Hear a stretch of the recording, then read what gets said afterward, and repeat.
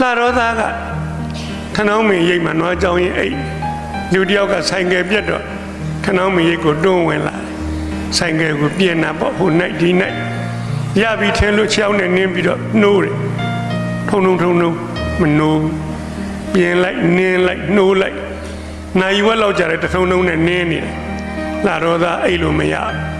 ထားလာပြုတ်ဆရာကြီးနွားစာဆင်းရင်တပုတ်လောက်ရပြီနော်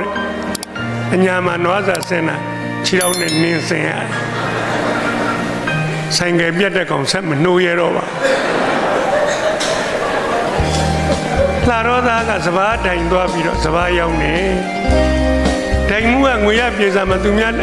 လက်မအတူထိုးလို့မရအောင်ဆုပ်ဆက်ခတ်ချတင်းလာတော့သားလှမ်းကြည့်ပြီးတော့လုံမနေပါနဲ့ဆရာကြီးရဲ့တပြက်စီမင်းဆွရိုက်လိုက်ပြီးတာပဲဒီတဲ့ရှုပ်တာတော့မရှိတော့ပါဟောခမရတို့ကလည်းပြောတတ်လိုက်တာနော်လို့ရင်းနေရတာပဲရှောက်ကြားတွေပဲပြောတတ်သလားမိန်းမတွေရောမပြောတတ်ဘူးလားကျွန်တော်မေးတော့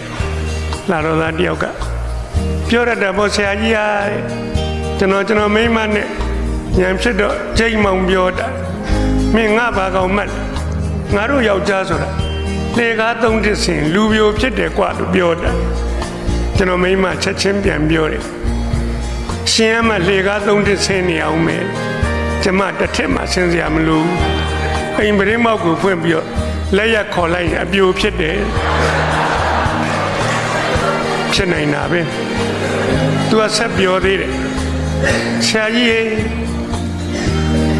ကျွန်တော်မိမအဲ့လိုပြောပြီးတဲ့နေရာစားပြီးတော့နောက်ဆိုကျွန်တော်တို့လင်မယားနည်းနည်းလောက်စကားများရင်အိမ်သားအကောင်တွေဘယ်မှမသွားတော့ပါဘူးပရင်းမောက်ကိုစောင့်ကြည့်နေကြတာ